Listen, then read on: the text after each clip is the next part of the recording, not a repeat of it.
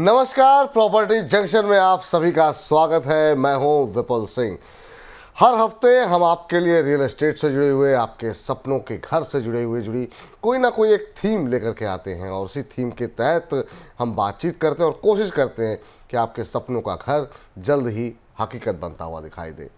अब आज हम बात करने जा रहे हैं ख़ास तौर से, बहुत सारे लोग ऐसे हैं जो कि प्रॉपर्टी में ना सिर्फ रहने के लिए प्रॉपर्टी लेना चाहते हैं बल्कि वहाँ से कमाई भी चाहते हैं। लेकिन असली सवाल यहाँ पर यह आता है कि क्या घर खरीदना सही है, सही निवेश है, या फिर कॉमर्शियल प्रॉपर्टी में पैसा लगा करके ज़्यादा रिटर्न लेना ठीक रहेगा।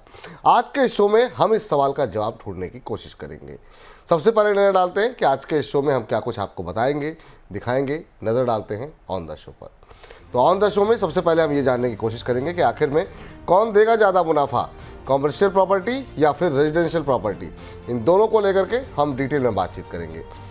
दोनों विकल्पों की रेंटल यील्ड और टैक्स बेनिफिट में क्या अंतर है, किस किस तरह से फ़ायदे यहाँ पर अलग अलग दोनों क्षेत्रों में मिल सकते हैं, उसके बारे में भी डिटेल में होगी बातचीत। और मौजूदा समय में प्रॉपर्टी में निवेश की सही रणनीति क्या होनी चाहिए, इस पर भी जानेंगे हम आज के एक्सपर्ट से। लेकिन आज की इस चर्चा को हम शुरू करें उससे पहले संजय मल्होत्रा जी की कहानी सुन लीजिए, और संजय मल्होत्रा जी की जो कहानी है उसके माध्यम से फिर आगे के कार्यक्रम को आगे बढ़ाते हैं। बाजार के आंकड़े कहते हैं कि रेजिडेंशियल प्रॉपर्टी की औसत ग्रोथ रेट 8 से 12% सालाना है। कमर्शियल प्रॉपर्टी की रेंटल यील्ड 6 से 10% तक जा सकती है। बैंकों की नई पॉलिसी में कमर्शियल प्रॉपर्टी के लोन में ज्यादा डाउन पेमेंट की जरूरत पड़ती है। तो अब जानते हैं संजय मल्होत्रा जैसे निवेशकों के लिए सही ऑप्शन क्या है, हमारे आज के विशेषज्ञ से।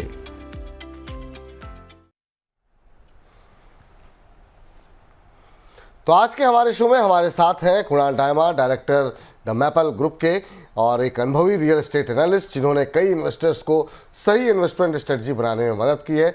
कुणाल सर, सबसे पहले तो बहुत बहुत स्वागत, और हमारे इस मंच पर आप पहली बार आ रहे हैं तो विशेष रूप से आपका बहुत बहुत स्वागत है सर। और अमर उजाला बोनस की एक नई पहल है, अभी मुश्किल से 1 महीना हुआ हम लोगों ने इस मंच को तैयार किया है। सबसे पहले तो इस पर आपकी टिप्पणी जानना चाहेंगे, कैसा लग रहा है हमारा ये मंच? बहुत बहुत शुक्रिया विपुल। मैं समझता हूँ कि एक काफ़ी अच्छी पहल अमर उजाला की तरफ से यहाँ पे की गई है, और इन्वेस्टर्स को कहीं ना कहीं काफ़ी कंफ्यूजन रहता है कि किस तरीके की प्रॉपर्टी के अंदर निवेश किया जाए, कितने टाइम के लिए इन्वेस्टेड रहना चाहिए। काफ़ी सारे ऐसे सवाल है जो इन्वेस्टर्स को बार बार परेशान करते हैं, और उसके लिए काफ़ी कम माध्यम है जो ऐसी सचोट इन्फॉर्मेशन प्रोवाइड करते हैं। तो मैं समझता हूँ कि काफ़ी अच्छी पहल आपकी तरफ से की गई है, और मैं आशा करता हूँ कि आपके सभी दर्शकों को आने वाले समय में आपकी तरफ से अच्छे अच्छे टिप्स मिलते जाएंगे। थैंक यू सर, बहुत बहुत धन्यवाद। और सबसे पहला सवाल जो आज की थीम का है सर, वो वही है कि रेजिडेंशियल और कमर्शियल में कौन सा ऑप्शन बेटर रहता है, किस तरह के इन्वेस्टर को रेजिडेंशियल की तरफ जाना चाहिए, किसे कमर्शियल की तरफ जाना चाहिए। कई लोग जिनके पास पैसे हैं प्रॉपर्टी में इन्वेस्टमेंट करना चाह रहे हैं, पर इस बात को लेकर कन्फ्यूजन में रहते हैं, रेजिडेंशियल या कमर्शियल। आप क्या कहना चाहेंगे?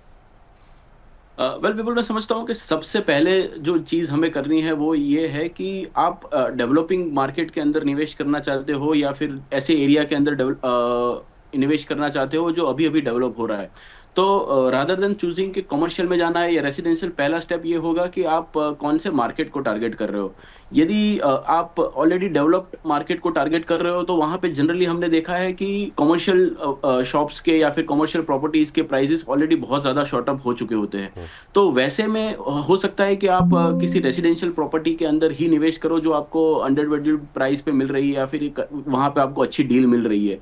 और दूसरा है जो सेगमेंट जो हम जनरली राय देते हैं कि आप जब भी निवेश करने के लिए सोचो तो एक डेवलपिंग एरिया जहाँ पे डेवलपमेंट अभी अभी स्टार्ट हुआ है या फिर आने वाले 5 से 10 सालों में ज़्यादा अच्छा निवेश जहाँ पे होने वाला है, सरकार की तरफ से भी नए नए टाउन प्लानिंग स्कीम्स जहाँ पे इम्प्लीमेंट होने वाले हैं, तो वैसे एरिया में आप निवेश करो।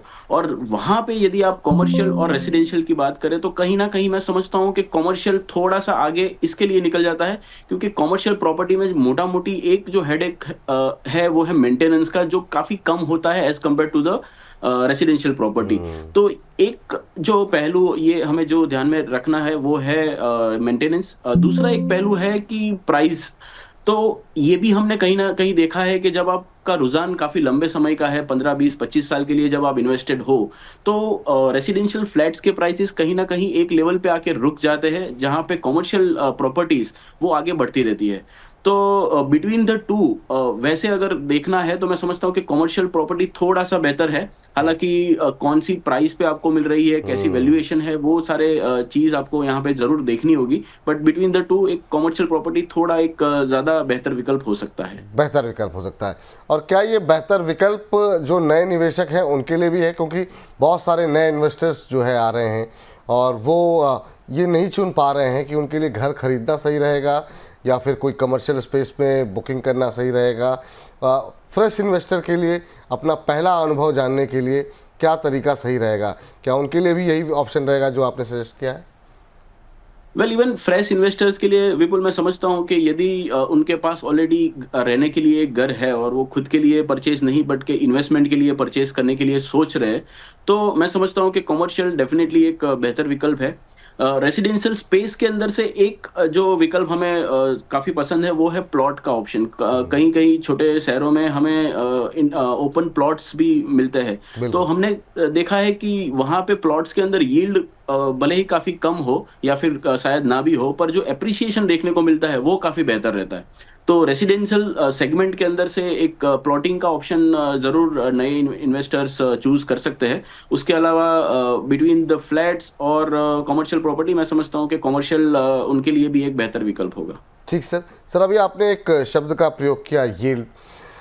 बहुत सारे जो नए निवेशक, चूँकि हम बात नए निवेशकों की भी कर रहे हैं, रेंटल यील्ड होती क्या है सर? और किसी प्रॉपर्टी के हिसाब से आइडियली ये कितनी होनी चाहिए? क्या इसका कोई फिक्स रेशियो है कि नहीं रेंटल यील्ड इतनी होनी चाहिए, इतनी है तो आपको एवरेज से बेटर जो है यील्ड मिल रही है, इससे कम है तो फिर क्या ख़राब मिल रही है? इसकी गणना कैसे करते हैं, इसको कैलकुलेट कैसे करते हैं? वेल दो तरीके के मुनाफे विपुल ये फील्ड के अंदर रियल एस्टेट के अंदर आप जब निवेश करते हो तो आपको देखने को मिलता है। एक है रेंटल यील्ड, यानी कि आपको जो मंथली रेंटल मिलेगा या फिर जो ईयरली रेंटल मिलेगा वो एक आपका मुनाफा है। और उसके अलावा है आपका प्रॉपर्टी अप्रिसिएशन। तो ये दो तरीके से यहाँ पे हम देखते हैं कि मुनाफा रियल एस्टेट फील्ड के अंदर देखने को मिलता है। और ये जो रेंटल यील्ड है, काफ़ी समय हमने देखा है कि जो निवेशक है उसे एफडी के इन्वेस्टमेंट के सामने कंपेयर करते हैं कि एफडी में सपोज मुझे 7% मिल रहा है, तो उसकी गणना में रियल एस्टेट में मेरे को कितना यील्ड मिल रहा है, मुझे मंथली कितना रिटर्न मिल रहा है या फिर मुझे एनुअली कितना रिटर्न मिल रहा है। तो मोटा मोटी जो हमने देखा है कि 6% एक ऐसा फिगर है जो जनरली लोग पकड़ के चलते हैं कि अगर आप कहीं पे इन्वेस्टमेंट कर रहे हो तो 6% जैसा रिटर्न मिलता है, तो वो एक काफ़ी बेहतरीन रिटर्न माना जाता है। और जो आपका सवाल था कि कितना रिटर्न आप एक्सपेक्ट कर सकते हो, तो जैसे कि अगर आप किसी बहुत ज़्यादा सेफ ऑप्शन में गए, किसी बैंक को आपने आपकी प्रॉपर्टी रेंट पे दी, तो हो सकता है कि वो आपको 4% के आसपास का रिटर्न दे। काफ़ी सारे आउटलेट्स जैसे कि ज़ूडियो हो गया या फिर वुडलैंड है या फिर नाइकी का आउटलेट है, तो वो कहीं ना कहीं 6 to 7% जैसा रिटर्न आपको देके जाते हैं। और कुछ ऐसे छोटे एनबीएफसीज वगैरह भी है जो आपको 8 या 9% तक का भी रिटर्न देके जाते हैं। तो अलग अलग जगह पे, अलग अलग शहरों में अलग अलग यील्ड चल रहा है। और मैं समझता हूँ कि 6% एक एवरेज है जो जनरली लोग एक्सपेक्ट कर रहे हैं कि प्रॉपर्टी उनको कहीं ना कहीं कमा के दे।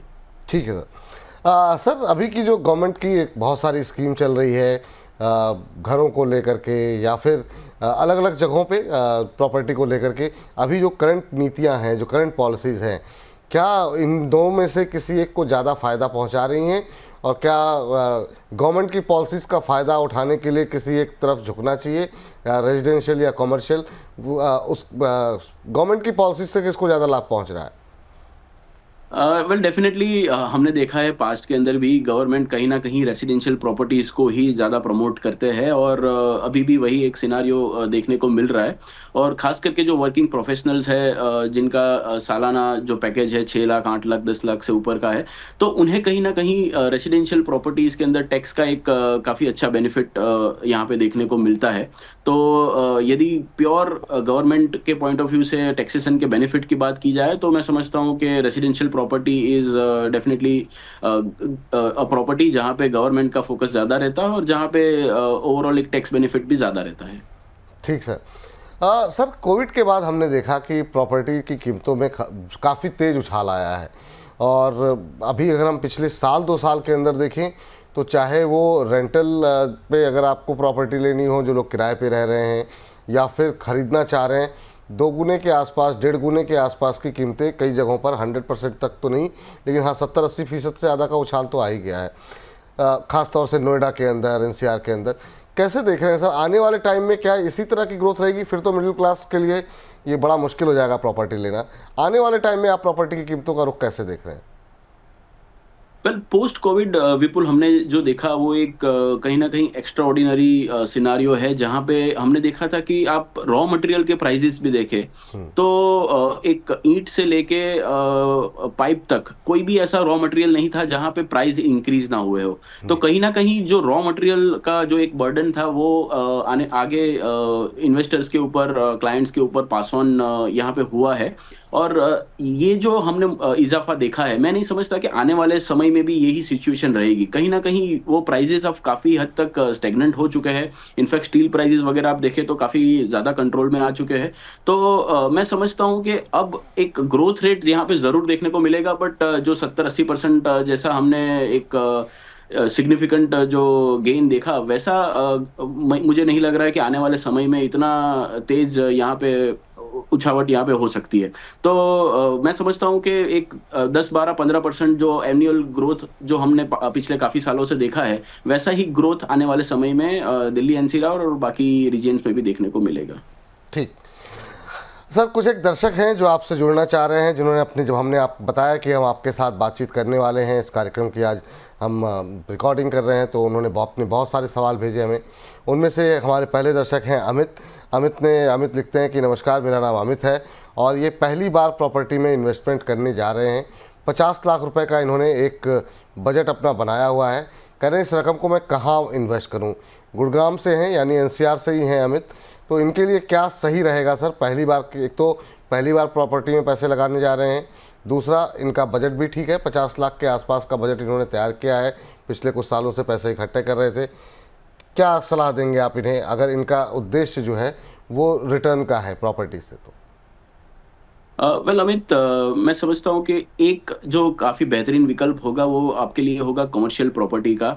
और जनरली स्टॉक मार्केट में हम शायद लिवरेजिंग का ज़्यादा हम सजेस्ट नहीं करते हैं कि लोगों को ज़्यादा लिवरेज नहीं करना चाहिए, बट कमर्शियल प्रॉपर्टी के अंदर यदि आपकी इनकम भी ठीक ठाक है तो गवर्नमेंट भी आपको लोन अच्छी खासी प्रोवाइड करती है। तो मैं समझता हूँ कि आपके पास 50 लाख रुपए है और यदि आप थोड़े से पैसे और इकट्ठा करके लोन से भी थोड़े पैसे जुटा ले तो कमर्शियल प्रॉपर्टी के अंदर आपको काफ़ी अच्छे विकल्प मिल सकते हैं। यदि आप किसी प्रॉपर्टीज़ में फर्स्ट फ्लोर के ऑप्शन में भी जाते हो तो वहाँ पे आपको अच्छी डील्स भी ऑफर की जाती है। तो वैसे किसी ऑप्शन को आप देखिए और मैं समझता हूँ कि कमर्शियल प्रॉपर्टी के अंदर आप जुड़िए, जिसमें आपका जो बजट है उससे थोड़ा सा अधिक आप चाहे तो लोन भी ले सकते हैं और लोन लेके आप कमर्शियल प्रॉपर्टी के अंदर जुड़िए। तो वहाँ पे आपको आने वाले समय में एक अच्छा खासा यील्ड भी देखने को मिलेगा और उसके साथ साथ आपको प्रॉपर्टी का एप्रिसिएशन भी देखने को मिलेगा। ठीक सर, अगली दर्शक जिन्होंने हमें अपना सवाल भेजा है सर, वो रिया हैं। और रिया कह रही हैं कि मेरे पास पहले से ही ऑलरेडी एक फ्लैट मौजूद है और अब मैं एक कमर्शियल स्पेस खरीदने की सोच रही हूँ। कह रही कि क्या मैं लोन और टैक्स बेनिफिट क्या इस पर मुझे मिल सकता है? तो इनका बेसिक सवाल ये है कि कमर्शियल स्पेस में अगर कोई आदमी एंट्री ले रहा है तो इसमें लोन और टैक्स बेनिफिट्स क्या कुछ मिल सकते हैं?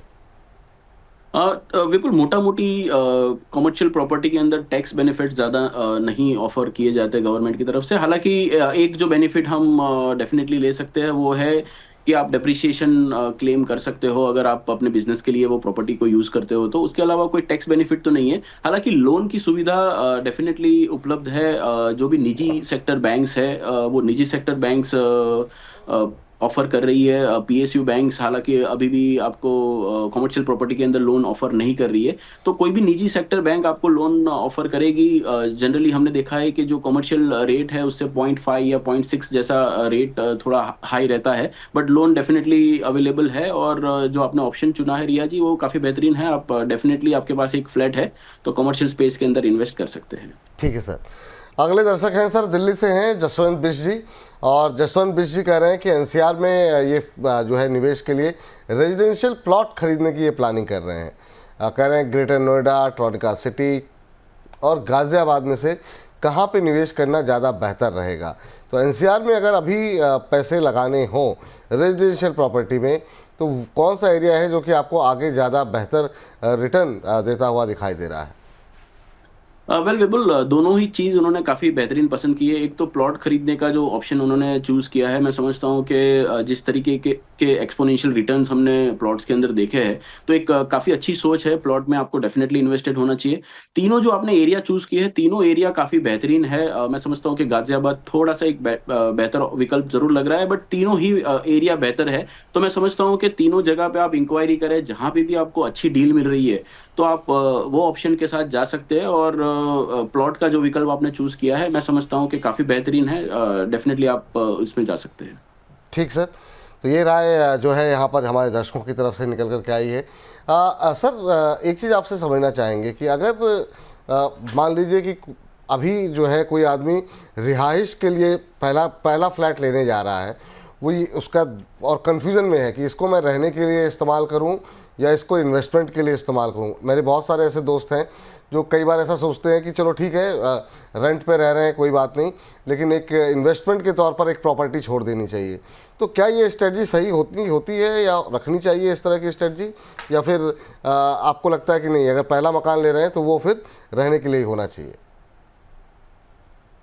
वेल विपुल, काफ़ी कुछ इमोशंस के ऊपर भी यहाँ पे निर्भर करता है, क्योंकि ये आपके जीवन का पहला घर है। तो मैं समझता हूँ कि हर एक लोगों की अलग-अलग थिंकिंग यहाँ पे हो सकती है। हालाँकि अगर आप मेरी राय माँगे, तो मैं समझता हूँ कि अगर आप घर ले रहे हो, तो वो आपके खुद के लिए होना चाहिए। आप क्योंकि अपने खुद के घर को खुद से सजा सकते हो, उसमें आप अलग-अलग डेवलपमेंट भी कर सकते हो। तो मैं समझता हूँ कि हर एक लोगों की अलग राय यहाँ पे हो सकती है। जो आपके फ्रेंड ने बताया, उनकी राय भी कहीं न कहीं सही है कि आप भाड़े के मकान में रहिए और एक दूसरी प्रॉपर्टी आप कहीं पे रखिए, जहाँ पे आप फ्यूचर में शायद शिफ्ट हो सके।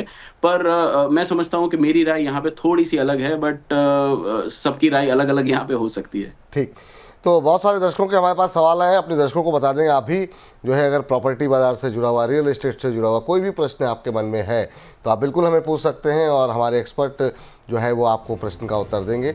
लेकिन हाँ, थोड़ा सा सवाल आपको बहुत डिटेल में भेजेंगे तो ज़्यादा बेहतर रहेगा। 9354027995 ये हमारा व्हाट्सएप नंबर है। पहले लिखें प्रॉपर्टी, और उसके बाद से अपना सवाल लिखें।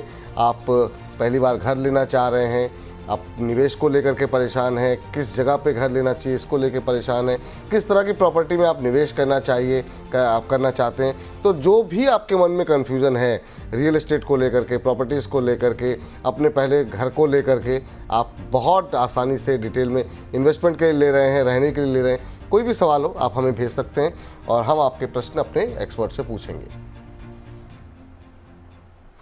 अब चलते हैं हमारे सहयोगी हर्ष के पास। हर्ष जो है तमाम आंकड़े लेकर के आए हैं, ख़ासतौर से निवेश पर किस तरह के रिटर्न मिलते रहे हैं, क्या कुछ आंकड़े कह रहे हैं, ये तमाम जानकारी हर्ष लेके आए हैं। हर्ष बताइए। बिल्कुल, यहाँ पर देखिए, जो निवेशकों के मन में सबसे बड़ा कन्फ्यूज़न होता है कि रेंटल इनकम के लिहाज से अगर देखा जाए तो क्या रेजिडेंशियल बेहतर रहेगा या फिर कमर्शियल बेहतर रहेगा। तो हम आपके सामने आंकड़े पेश करते हैं। देखिए, रेंटल यील्ड का सालाना इनकम, रेंटल यील्ड का मतलब बेसिकली ये होता है कि किसी भी प्रॉपर्टी पर अगर आपने उसको किराए पर दिया है तो उसका जो सालाना रिटर्न होता है उसको रेंटल यील्ड कहा जाता है।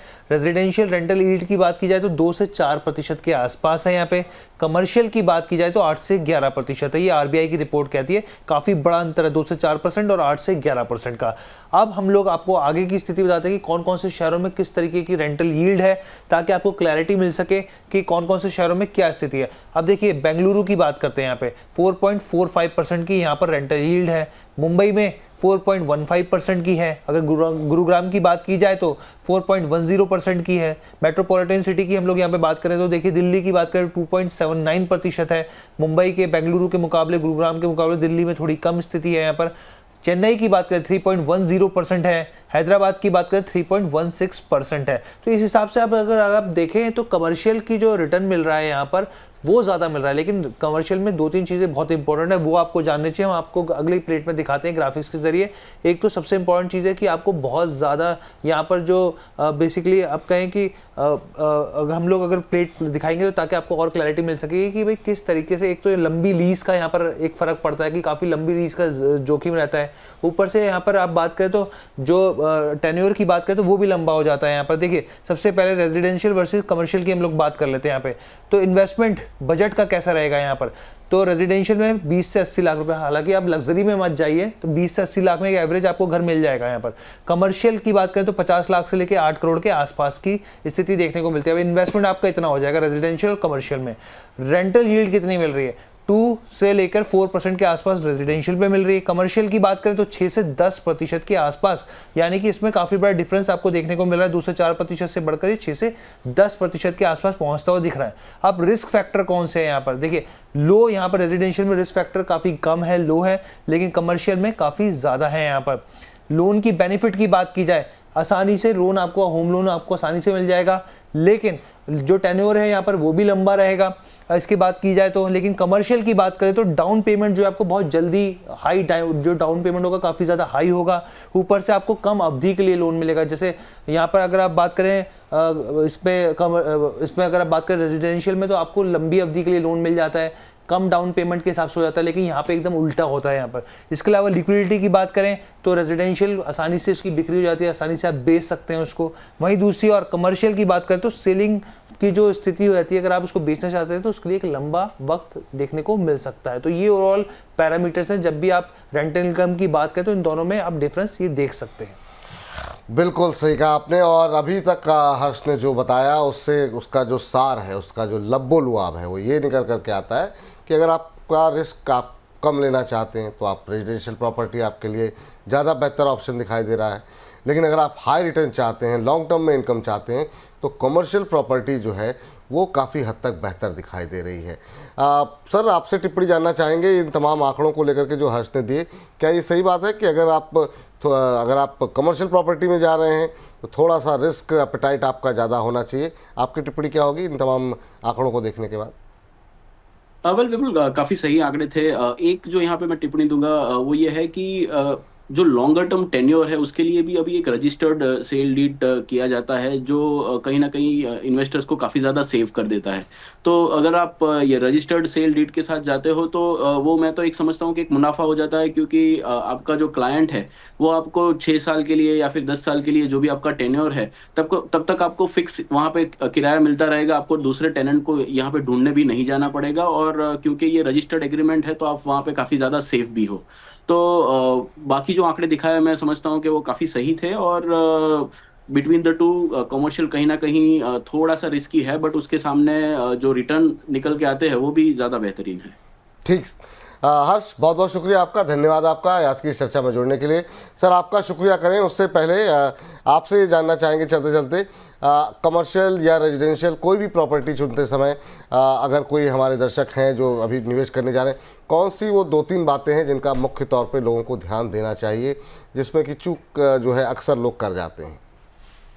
वेल विपुल, पहले एक समय था जहाँ पे काफ़ी सारे डॉक्यूमेंट्स वेरीफाई करने रहते थे, और उसके बाद भी हो सकता था कि वहाँ पे कुछ गोलमाल डेवलपर की तरफ से किया गया हो। हालांकि अभी जब से रेरा इम्प्लीमेंट हुआ है, रेरा हर एक चीज़ को वेरीफाई करता है, और रेरा की वेबसाइट के ऊपर भी ज़्यादातर प्रोजेक्ट आपको जैसे ही आप सर्च करते हो प्रोजेक्ट का नाम, तो आपको पूरी डिटेल यहाँ पे पूरी कुंडली मिल जाती है कि वो प्रोजेक्ट के अंदर क्या चल रहा है। तो मैं समझता हूँ कि सबसे पहली चीज जो आपको करनी है वो है कि रेरा की वेबसाइट पे जाना है, पर्टिकुलर प्रोजेक्ट का नाम आपको टाइपिंग करना है, और आपको वहां पे सारी डिटेल मिल जाएगी। तो वो डिटेल आपको वहां से देख के उसके बाद अगर रेरा सर्टिफाइड प्रोजेक्ट है तो आंख बंद करके मैं समझता हूँ कि वहां पे निवेश किया जा सकता है। और दूसरी एक चीज जो यहाँ पे ध्यान में रखनी है कि वो जो भी डेवलपर के साथ आप जुड़ रहे हो तो उन्होंने पास्ट में कौन से प्रोजेक्ट किए हैं और वहां पे क्या उन्होंने डिलीवर किया है, वो ये 2 चीजें मैं समझता हूँ कि बहुत ज्यादा इंपॉर्टेंट है। ये 2 चीजें आप देख के डेफिनेटली प्रॉपर्टी के अंदर निवेश कर सकते हैं। ठीक सर, बहुत बहुत शुक्रिया कुणाल सर आज की इस चर्चा में जुड़ने के लिए। आपके साथ जब भी कार्यक्रम करते हैं एक अलग ही अनुभव रहता है। बहुत बहुत धन्यवाद आज की इस चर्चा में जुड़ने के लिए, अपना समय देने के लिए। शुक्रिया बिल्कुल, थैंक यू। तो आज के कार्यक्रम को समेटने से पहले जो है आपको कुछ आज के कार्यक्रम की मुख्य बातें बता दें कि रेजिडेंशियल प्रॉपर्टी में निवेश सही है अगर आप लो रिस्क इन्वेस्टमेंट चाहते हैं, आपकी इनकम स्टेबल नहीं है और आपको लिक्विडिटी चाहिए। और अगर कमर्शियल प्रॉपर्टी में निवेश किसके लिए सही है, उनके लिए सही है अगर आप हाई इनकम और लॉन्ग टर्म की ग्रोथ चाहते हैं, अगर आपके पास डाउन पेमेंट और रेंटल मैनेजमेंट की स्ट्रेटजी पहले से मौजूद है। तो ये अगर आज की जो बोनस टिप है वो आपको मिल चुकी है। अब कार्यक्रम को समेटने का वक्त हो रहा है। अगले हफ्ते हम आपसे फिर मिलेंगे एक नए विषय पर, एक नए एक्सपर्ट के साथ, एक नई रिसर्च के साथ। तब तक के लिए आप मुझे इजाज़त दीजिए, लेकिन बोनस का साथ मत छोड़िए, लगातार बोनस के साथ बने रहिए। आपके कोई प्रश्न है, आपकी कोई दुविधा है, कार्यक्रम को लेकर के कोई सुझाव या कोई टिप्पणी है तो कमेंट बॉक्स में जाकर के अपनी टिप्पणियां हमें अवश्य बताएं। आपकी टिप्पणियों का हम विशेष ध्यान रखते हैं और अपने कार्यक्रम को और बेहतर बनाने में आपके सुझाव हमारी मदद करेंगे, तो अपने सुझाव भी हमें भेजते रहें। हमको इजाज़त दीजिए, लगातार बोनस के साथ बने रहिए। नमस्कार।